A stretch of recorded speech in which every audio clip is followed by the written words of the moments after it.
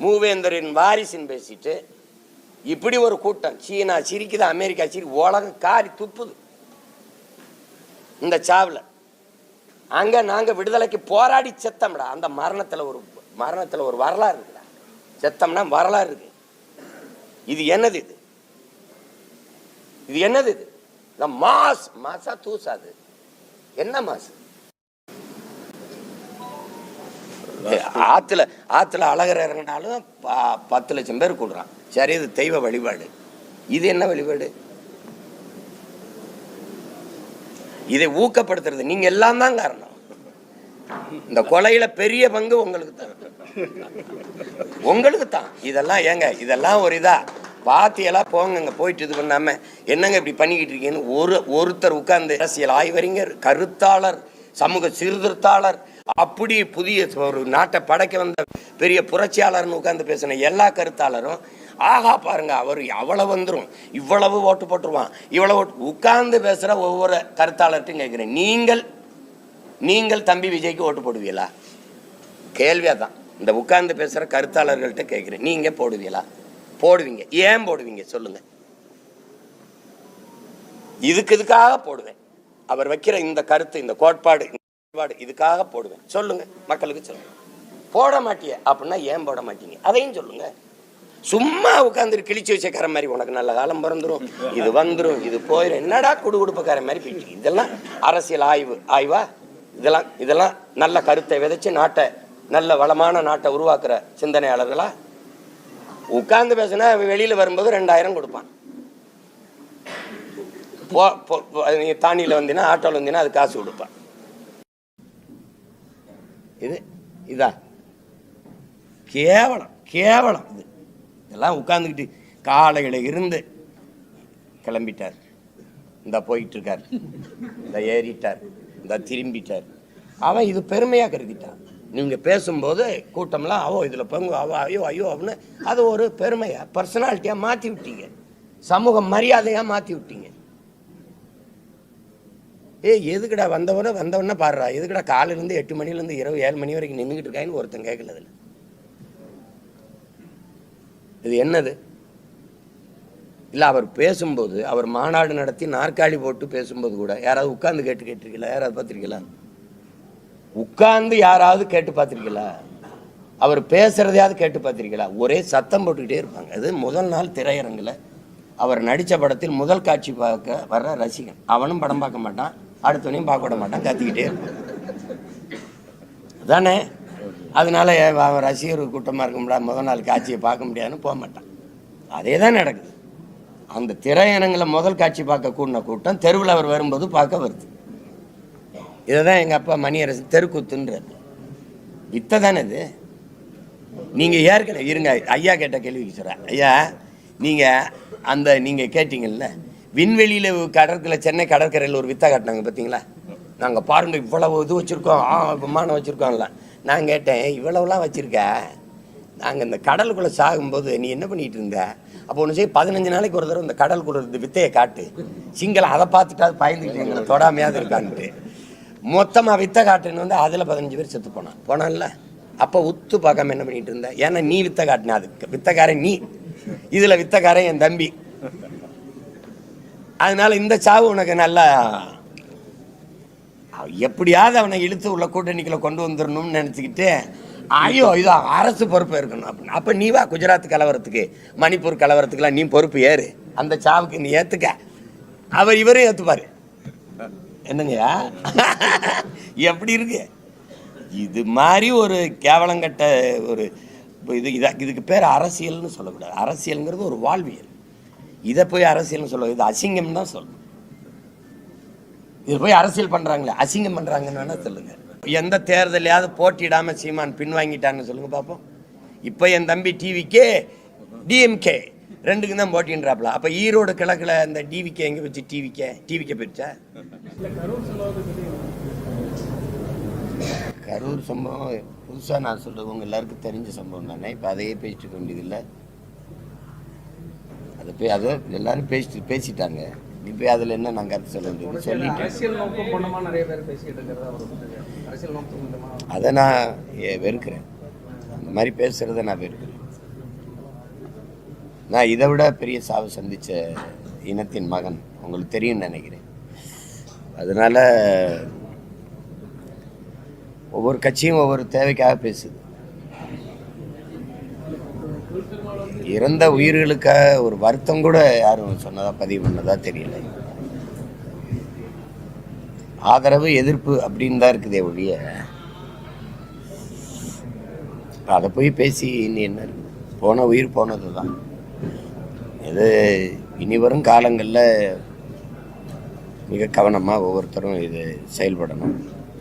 அவ்வளோ பொறுப்புணர்வோடு இயங்குவாங்களாங்கிறதே சந்தேகம்தான்.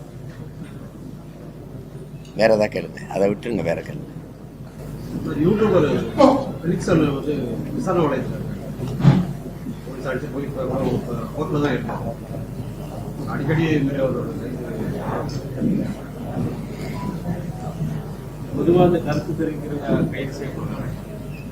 அதாவது அது நாங்களே எங்க பிள்ளைகளே நிறைய அது கருத்து தெரிவிச்சு அதுக்காக வழக்கு வாங்கி குண்டாசு வரைக்கும் போயிருக்கோம். எம்எல்ஏ அதில் போடப்பட்ட வழக்குகள்லாம் மேடையில் நான் சொன்ன கருத்துக்கு தானே. 200க்கும் மேற்பட்ட வழக்கு என் மேல இருக்கிறது மேடையில் நான் எடுத்து வச்ச கருத்துக்கு போடப்பட்டது தான். சும்மா ஒப்புக்கு ஒரு வார்த்தை இருக்கு, கருத்து சுதந்திரம் உள்ள நாடுன்ட்டு. அது இல்லை. ஒரு கருத்து, அந்த கருத்துக்கு ஒரு எதிர்கருத்தை வச்சு தான் எதிர்கொள்ளணுமே ஒழிய வழக்கு சிறை அப்படின்னு அடக்குமுறையை வச்சு அது ஒடுக்குவது சரியான ஜனநாயகமா இருக்காது.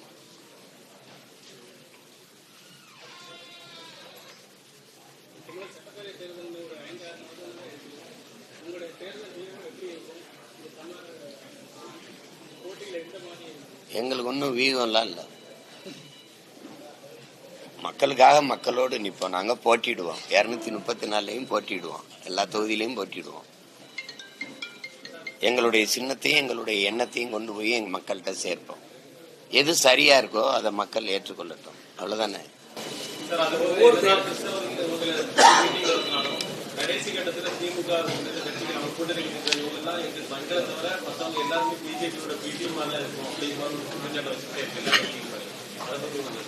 அது திமுக அந்த மாதிரி எல்லாரையும் சொல்லல. நீங்க அப்படி சொல்லக்கூடாது. என்னை தான் சொல்லுச்சு. என்னை எதிர்கொள்ள முடியாது. ஏன்னா நான் ரொம்ப கீழ்நிலையில ஒரு எளிய பின்புலத்திலிருந்து வந்த மகன். நான் ஒரு அடக்க முடியாத ஆவேசத்தோடும் ஆத்திரத்தோடும் கோபத்தோடும் வெகுண்டெழுந்து வந்த ஒரு மகன். அது என் இனச்சாவிலிருந்து பிணக்குவியிலிருந்து பிறந்து வந்த மகன். அதை எதிர்கொள்ள முடியாம தான் என்னை 1.5 ஆண்டுகள் சிறைப்படுத்தி சிறையிலே வச்சு என் குரல் வலையை நெரிச்சு அதுக்கப்புறம் அப்ப இவனை எப்படி கட்டுப்படுத்துறது அப்படிங்கும்போது நான் தேர்தல் அரசியலுக்கு வரும்போது இஸ்லாமிய கிறிஸ்தவர் வாக்குகள் இவனுக்கு போயிடும் அங்க அப்படிங்கறதுனால இதை திட்டமிட்டு பரப்பினார். BJP RSS, BJP B team, RSS கைக்கூலி அப்படின்ட்டு. அத என் மக்களும் உங்களுக்கு தெரியும் தானே. பிஜேபி சீமானுக்கு போட்டா பிஜேபி வந்துருப்பாங்க, சீமானுக்கு போட்டா சீமான் தானே வருவாங்கிற கேள்வி கூட என் மக்கள் எழுப்பவும் இல்லை, அதை புரிஞ்சுக்கிறவும் இல்லை. அதனால இப்ப 36 லட்சம் எனக்கு வாக்கு இருக்குன்னா அதுல 1 லட்சம் வாக்கு தான் இவங்க எல்லாம் போட்டிருப்பாங்க. உங்களுக்கு விளங்குதுன்னு நினைக்கிறேன். அது மொத்தமா அந்த கிறிஸ்தவர் இஸ்லாமியர் வாக்குகளை மொத்தமா திமுக அறுவடை செஞ்சிருது. ஒரு ஏமாற்றி அறுவடை செஞ்சிருது. சிறுபான்மைன்னு சொல்லுது, அதை இவங்க நம்புறாங்க. ஏன்னா சொல்றவங்க தான் ரொம்ப சிறுபான்மை, அவங்க தான் பாதுகாப்புன்னு சொல்றது. ஆனால் உண்மை யதார்த்தம் என்ன அப்படின்னா கிறிஸ்தவ இஸ்லாமிய மக்கள் தான் இவங்களுக்கு பாதுகாப்பு. இவங்க வாக்குல தான் வலிமை பெற்று அதிகாரத்திலே இருக்குது. அதை உணராம இவங்களுக்கு பாதுகாப்புன்னு சொல்லிட்டு ஏமாத்தி வாக்கை அறுவடை செய்யறதா. அப்ப நான் கேட்டேன், இப்ப பிஜேபின்னு பி டீம் ஏ டீம் ஒன்று இருக்கு, அது யாருன்னா அதான் திமுக. உங்களுக்கு புரியுதா? ஆர்எஸ்எஸ் கைக்கூலின்னா கை ஆர்எஸ்எஸ் திமுக தான். அதுக்கு ஒரு பெரிய கொள்கை வேறுபாடுலாம் ஒன்றும் கிடையாது. அது 100 விழுக்காடு இந்துன்னு சொல்லுவோம் ஆர்எஸ்எஸ், இது 90 விழுக்காடு இந்துன்னு சொல்லுவோம் திமுக. அது தலைமையே சொல்லுது நாங்க 90 விழுக்காடு இந்துக்கள் தான். அது எங்களை தமிழரா பார்க்காது, சாதியா பார்க்கும், இல்லைன்னா மதமா பார்க்கும். உங்களுக்கு விளங்குதா? இந்துன்னு சொல்லுது பாருங்க, 90 விழுக்காடு நாங்க தமிழர்னு சொல்ல முடியுதா? இந்துக்கள் தான் எங்க கட்சியிலேன்னு சொல்லுது. அப்ப வர்ற 10 விழுக்காடு தான் இஸ்லாமியங்கிறத இருக்கான் அந்த கட்சியிலே. இந்த சனம் நம்பிட்டால இது. அதனால இதை தெளிவுபடுத்த வேண்டியது இந்த என்னுடைய பொறுப்பு. இங்கே இருக்கிற ஆயர்மார்கள், அந்த போதகர்களுடைய பொறுப்பு, அருள் இறை பணியாளர்களுடைய பொறுப்பு. அதுல எல்லாரும் நாங்க முடிஞ்ச வரை எடுத்து சொல்றோம். முன்னாடி இதை செய்யல, அப்ப உண்மை நிலையை விளக்க வேண்டியது ஒவ்வொருத்தருக்குமான பொறுப்பு. அதனால சொல்றோம். இப்ப எதனால எனக்கு வாக்கு அளிக்கல அப்படிங்கறத அவங்க தெளிவு வர வேண்டியது இருக்கு. இப்ப நான் வந்தா பிஜேபி வந்துரும்னா எப்படி? நான் தானே வருவேன். அது இந்த தேர்தலில் அதுக்கு எடுபடாது. ஏன்னா இந்த தேர்தலில் பிஜேபி இல்லை. பிஜேபி இன்னொரு கட்சியின் முதுகு பின்னாடி தான் நீக்குது. இப்போ இதில் திமுகவா அதிமுகவாங்கிறதுல நாங்கள் என்ன சொல்லுவோம், எல்லாருக்கும் தான் வாய்ப்பு கொடுத்துட்டீங்களே. ஐயா ஸ்டாலின் ஆட்சியிலையும் வாழ்ந்துட்டீங்க, ஐயா எடப்பாடி ஆட்சியிலையும் வாழ்ந்துட்டீங்க. இந்த ரெண்டு கட்சிக்கு மாறி மாறி 60 ஆண்டுகள் வாய்ப்பு கொடுத்துட்டீங்க. ஒரு 5 ஆண்டு உங்கள் மகனுக்கு கொடுத்து பாருங்களேன் அப்படிங்கிறத தான் நாங்கள் கேட்போம். நான் சொல்றது எதையாவது அவங்க சொல்லியிருக்காங்களா? நான் செய்வேன்னு சொல்றதை ஏதாவது செஞ்சிருக்காங்களா? நான் என்ன சொல்றேங்கிறத கவனிங்க. என் நிறத்தை பார்க்காத, என் கருத்தை பாரு. என் சாதி என்னன்னு பார்க்காத, நான் சாதிக்க துடிக்கிற என்னுடைய நோக்கத்தை பாரு. மதத்தை பார்க்காத, அதை தாண்டி நாங்க வைக்கிற மானுடத்தை பாரு. அதுக்கு போடு. நீ பெரிய வீட்டை கட்டி வச்சுட்டு போகணும்னு நினைக்கிற, நான் வாழ்றதுக்கு நல்ல நாட்டை வச்சுட்டு போகணும்னு நினைக்கிறேன். மக்களுக்கு நீ தங்கத்தை வைக்கணும்னு நினைக்கிற, நான் தண்ணியை வைக்கணும்னு நினைக்கிறேன். நீ காசு பணம் காரை வைக்கணும்னு நினைக்கிறேன், நான் நல்ல காத்த வச்சுட்டு போகணும்னு நினைக்கிறேன். அதுதான் இங்க முக்கியம். நீ சொத்தை சேர்த்து வச்சுட்டு போகணும்னு நினைக்கிறேன், நான் நஞ்சு இல்லாத சோத்தை வச்சுட்டு போகணும்னு நினைக்கிறேன். இந்த நினைப்பு உனக்கு இருந்தா என்னோட நில்லு, இல்லைன்னா யாரு கூடவாது நில்லுங்கிறத நம்ம மக்களுக்கு முன்னாடி வைக்கணும். அதனால அது இந்த தேர்தலில் நீங்க நினைக்கிற மாதிரி அவங்க அவ்வளவு எளிதா இஸ்லாமிய மக்கள், கிறிஸ்தவ மக்களின் வாக்கை எடுத்துக்கிட்டு போறது சாத்தியம் இல்லை.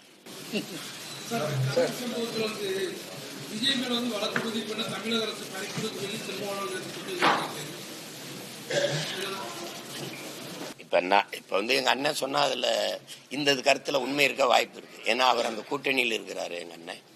அப்ப அவர் சொன்னதுல உண்மை இருக்க வாய்ப்பு இருக்குல்ல. எனக்கு அவங்களுக்கும் தொடர்பு இல்லை. அவர் அந்த கூட்டணியிலே இருக்கிறாரு, அருகிலே இருக்கிறாரு. அவங்க கட்சி ஆட்சியில இவருக்கு பங்கு இருக்கு. ஏன்னா அந்த ஆட்சி அமைவதற்கு அவர் வாக்கு வலிமையும் இருக்கு. அப்படிங்கும்போது அவர் சொன்னா உண்மை இருக்கும்ல.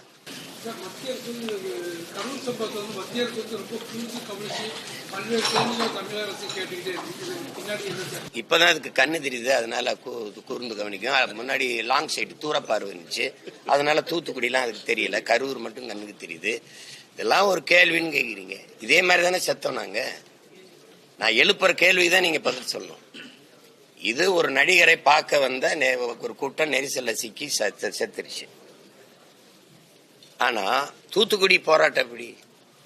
ஸ்டெர்லைட் ஆல, அதனால என்னுடைய நிலம் நஞ்சாகுது, நீர் நஞ்சாகுது, எங்களுடைய வாழ்வாதாரம் கெடுது, இங்க வாழ முடியல, அதனால நுரையீரல் தொற்று, புற்று இதெல்லாம் வருது, இந்த ஆலையை அப்புறப்படுத்துங்க, மூடுங்கன்னு நாங்க போராடும். அந்த போராட்டத்துல மக்களே தலைமையேற்று போராடுகிற போராட்டம் தான் எழுச்சி, கிளர்ச்சி, புரட்சி. அப்படிப்பட்ட ஒரு புரட்சி, மக்கள் புரட்சி. அங்க ஏதாவது ஒரு கட்சி தலைவன் முன்னாடி நின்னானா? ஒரு கொடி தூக்கப்பட்டதா? இல்ல. ஆனா மக்கள் தங்கள் கையை உயர்த்தி இந்த ஆலை வேண்டாம் என்று முழக்கமிட்டு வந்தார். அது மக்களாக முன்னெடுத்த போராட்டம். அந்த மக்கள் போராட்டத்துல கூட்டமா வர்றாங்கன்னா மாவட்ட ஆட்சியர்கிட்ட மனு கொடுக்க வந்தாங்க. அதுதான் நோக்கம். அங்க இருந்த அதிகாரி என்ன சொல்லியிருக்கணும்? அல்ல காவலர்கள் என்ன சொல்லியிருக்கணும்? இவ்வளவு பேர் வர முடியாது, நீங்க முன்னாடி நிக்கிற ஒரு 4 பேர் 5 பேர் வந்து மனுவை கொடுங்க வாங்கன்னா கொடுத்துட்டு அழகா கோரிக்கை வச்சுட்டு போயிருப்பாங்க. அங்க ஏன் துப்பாக்கி சூடு நடந்தது? நான் கேட்கறதுக்கு யாரு மனச்சான்றோடு பதில் சொல்ல இந்த நாட்டில் யார் இருக்கா? யார் இருக்கா சொல்லு. ஏன் துப்பாக்கி சூடு நடந்தது? கலவரம் வரும், மனு கொடுக்க வர இடத்துல கலவரம் வரும் என்று எப்படி கணிச்சீங்க?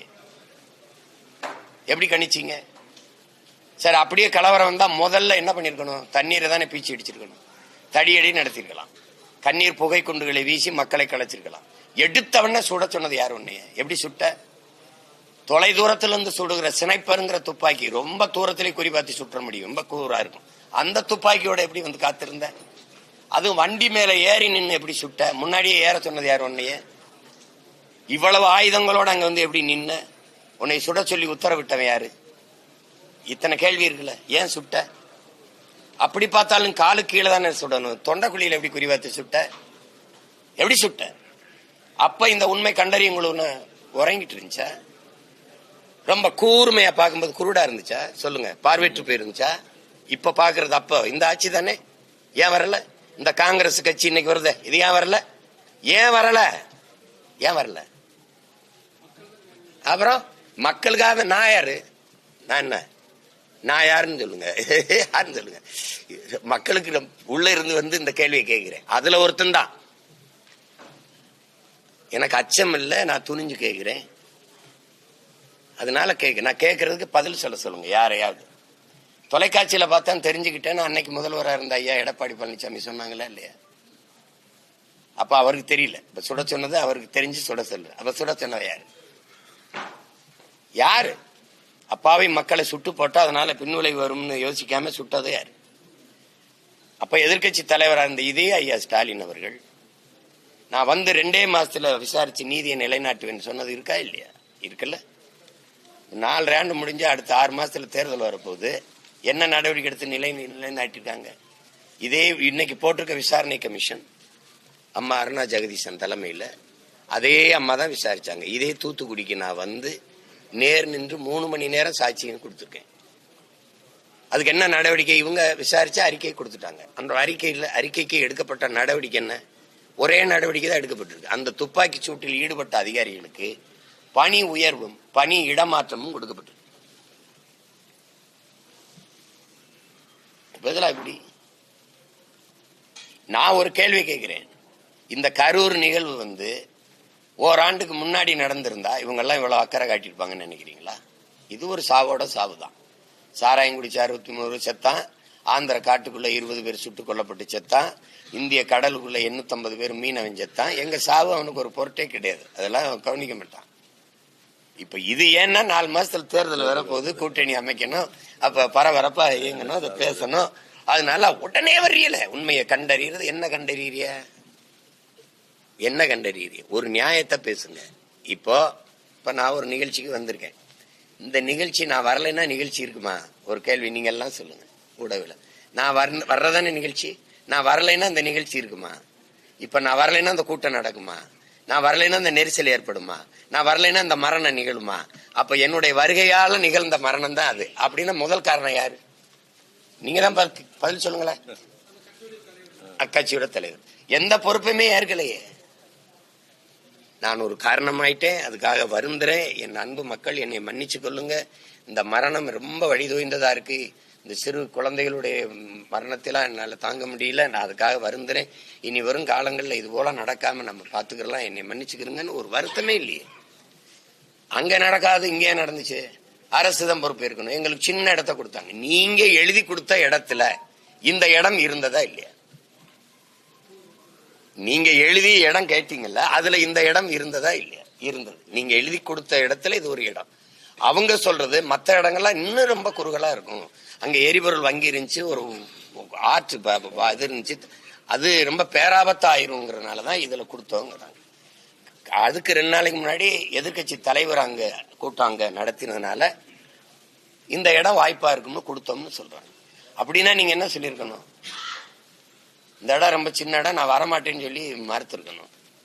வந்த உடனே தம்பி பேசுறாரு, காவல்துறை அதிகாரிகளுக்கு நன்றி, அவங்க என்னை பத்திரமா இங்க கொண்டாந்து சேர்த்தாங்க அப்படின்னு. அப்புறம் அந்த காவல்துறை மேல சாவு விழுந்தவொடனே பழிய போடுறது எப்படி? ஏதாவது ஒரு நிலைப்பாட்டில் நிக்கணும்.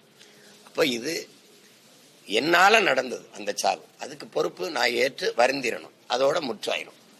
அது இல்லாம நீங்க பொறுப்பு இருக்கணுங்கிறதும் அவங்க இவர் தான் காரணங்கிறதும் இதை கேட்கும்போது நமக்கு கடுமையான கோபமும் எரிச்சலும் வருது. ஏன்னா செத்து போயிருக்கிற வீட்டுல இந்த செய்தி போகும்போது இந்த சண்டையை பார்க்கும்போது எப்படி இருக்கா, நாங்க பணத்தை கட்டி பிடிச்சி அழுதுகிட்டு இருக்கோம், நீங்க சண்டை விட்டுக்கிட்டு அப்படி பட்டிமன்ற மாதிரி நடத்திட்டு இருக்காங்க.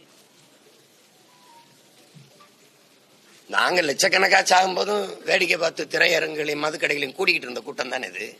நாங்க லட்சக்கணக்கா எங்கேயோ சாவுன்னு தெரியுது. உன் வீட்டுல இளவு விழுந்தா மட்டும் அந்த நாட்டுல இனம் சாகும்போது இனம் விழும்போது நீங்க கவலைப்படல, உன் வீட்டுல ஒரு இளவு விழும்போது உனக்கு வலிக்குது. 850 மீனவனை சுட்டே கொண்டிருக்கான். அப்ப இந்த பாரதிய ஜனதா இந்த காங்கிரஸ் எல்லாம் உற்று பார்க்காம இங்க இறங்கிடுச்சா? 12 பேரை ஒரே சங்கிலியில பூட்டி கொண்டு போனான்ல. ஒரு தேசியனத்தின் மகனா இது என் இனத்துக்கு அவமானமா நினைக்கல. என் மீனவனை பிடிச்சி மொட்டை அடிச்சான்ல, எனக்கு என்னடா அவமானம்? என்னுடைய வாக்கை வாங்கி அதிகாரத்தில் உட்கார்ந்து இந்த நாட்டின் தலைவர் உங்களுக்கு தான்டா அவமானம். ஒரு நாட்டின் குடிமகனை மொட்டை எடுக்கும் போது அந்த என்னை அசிங்கப்படுத்தணும்னு செய்த செயல் உனக்கு தான் அவமானம், எனக்கு ஒண்ணும் இல்ல. அது அவமானமா ஏங்கிறதுல என் மயிர் போனாலும் உயிர் போனாலும் உனக்கு ஒண்ணுதான். அதனால நீ அதை பத்தி கவலைப்படல. அப்புறம் இது எப்படிப்பட்ட ஆட்கள்? ஓகி புயல் அங்க 200க்கும் மேற்பட்டவன் போய் கடல்ல இந்த இதுல சிக்கிக்கிட்டான், நடுக்கடல்ல, தூத்துக்குடியில, அந்த கன்னியாகுமரியில. அவனுக்கு இவ்வளவு வலிமை மிக்க ராணுவம் இருக்குது, கடற்படை ராணுவம். ஓடி போய் காப்பாத்துச்சா? 3 நாள் வரைக்கும் என் மீனவ மக்கள் நீஞ்சி நிப்பான். அவன் அது வரைக்கும் தற்காத்துக்குருவான். ஒருத்தன் கூட போகல. நாங்கெல்லாம் உட்கார்ந்து போறான்னு போய் நின்னோம். இறந்து போயிட்டான். சரி, இறந்த பிணத்தையாவது எடுத்துட்டு வந்து கொடுங்க, நல்ல அடக்கம் பண்ணிக்கிறோம்னு என் மக்கள் கெஞ்சினாங்க. ஒருத்தன் வரல. என்ன ஆயிடுச்சு? அவ்வளவும் கிறிஸ்தவ மீனவன் எல்லாம் காங்கிரஸ் ஓட்டர்னு 40,000 ஓட்டை தூக்கி விட்டுருச்சு இந்த கட்சி. ஆமாவா இல்லையா சொல்லுங்க? நானா அந்த கதை சொல்றது மாதிரி நினைச்சிருக்கேன். 40,000 பேர் வாக்க தூக்குச்சு. அன்னைக்கு நான் தான் கத்துனேன், இதுதான் ஜனநாயகமாடான்னு. போராடிக்கிட்டு அழுதுகிட்டு இருக்கும்போது வந்து பார்க்காதவங்க செத்த பணத்தை எல்லாம் ஒரு அரங்கத்துல வச்சு, அந்த அரங்கத்துல படத்தை வச்சு வந்து பார்த்துட்டு போனாங்க. அப்போல்லாம் உற்று பார்க்க என்ன பார்வை மங்கி இருந்துச்சா இல்ல படு தூங்கிட்டீங்களா? கேவலம். இதை போய் பேசிக்கிறீங்க நீங்க.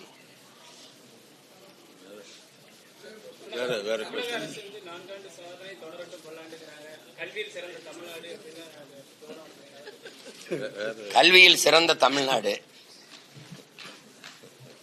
எப்படி உங்களுக்கு விளக்குறன்னு தெரியல. எந்த கல்வியாளர் அந்த கூட்டத்தில் கலந்துட்டு பேசினாங்க? இந்த நாட்டில் கல்வியாளர்கள் நிறைய இருக்கிறாங்கல்ல, அறிஞர் பெருமக்கள் அல்ல துணைவேந்தர்கள், பெரிய பெரிய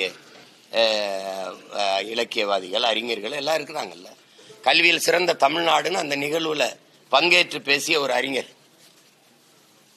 பங்கேற்று பேசியவர்கள் யாராரு? நீங்க தான் கேள்வி கேட்கணும், நான் பதில் சொல்லணும்னு ஒண்ணும் இல்லை. பங்கேற்று பேசிய கல்வி அறிஞர்கள் எத்தனை பேர் அந்த நிகழ்வுல? முதல்வர், துணை முதல்வர், இவங்க 2 பேரும் எவ்வளவு பெரிய கல்வியாளர்கள். அதுக்கப்புறம் அந்த நிகழ்ச்சியில பங்கேற்று பேசினதெல்லாம் யாரு? திரைப்பட இயக்குநர்கள், நடிகர்கள். கல்வியை பத்தி பேசுறதுக்கு அவன் தான் வேணும், கல்லூரி விழாவுக்கு அவன் தான் வரணும், எல்லாத்துக்கும் அவன் தான் வரணும். அப்படிங்கும்போது நடிகர் நாளாட துரிக்காம என்ன பண்ணுவான்? நீ கல்வி மாநாட்டிலேயே நீ இயக்குனர், நடிகர் கூப்பிட்டு முதல்வரும் துணை முதல்வரும் பேச வச்சுக்கிட்டு இருந்தா, அப்ப நடிகர் நான் நடிக்கிற திரையில வந்தவனே ஒப்பனை அழிச்சவன அரியணை. நடிக்கிற வரைக்கும் நோட்டை கொடுப்பான் வாழ்வதற்கு, நடிக்கிறத நிறுத்தினா நாட்டை கொடுப்பான் ஆள்வதற்கு. இந்த கோட்பாடு வருமா? வராது. இத படிச்சவங்க, இந்த பரம்பரை, அறிவார்ந்த சமூகம் பரம்பரை, நாகரிகம், பண்பாடு எல்லாத்தையும் உலகத்துக்கு கற்றுக் கொடுத்த பெருமை பிச்சு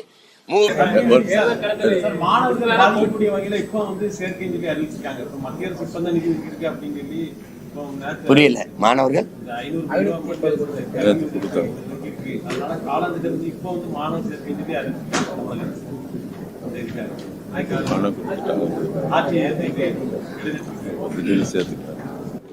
அது எனக்கு தெரியல. அந்த கல்வி சிறந்த தமிழ்நாடு அந்த மாநாட்டில் கலந்துகிட்டவங்க தான் நீங்க கேட்கணும்.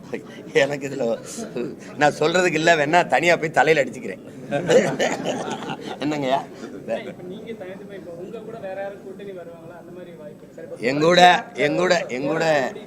எங்கூட பெரும்பாலும் வரமாட்டாங்க. ஏன்னா உங்களுக்கு தெரியும், இங்க அரசியல் தேர்தலுங்கிறத எப்படி பண்ணிட்டாங்கன்னா, வாக்கு காசு கொடுத்தா தான் வாக்கை பெற முடியுங்கிற ஒரு முறையை கொண்டு வந்துட்டதுனால இந்த 2 கட்சியும் பணம் வச்சிருக்கு.